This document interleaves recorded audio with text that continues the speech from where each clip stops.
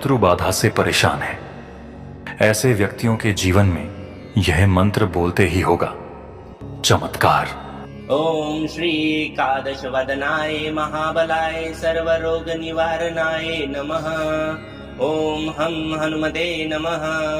ओम श्री एकादश वदनाय महाबलाय सर्वरोग निवारणाय नमः। ओम हम हनुमते नमः। ओम श्री एकादश वदनाय महाबलाय सर्वरोग निवारणाय नमः। ओम हम हनुमते नमः। ओम श्री एकादश वदनाय महाबलाय सर्वरोग निवारणाय नमः। ओम हम हनुमते नमः। ओम श्री एकादश वदनाय महाबलाय सर्वरोग निवारणाय नमः। ओम हम हनुमते नमः। ओम श्री एकादश वदनाय महाबलाय सर्वरोग निवारणाय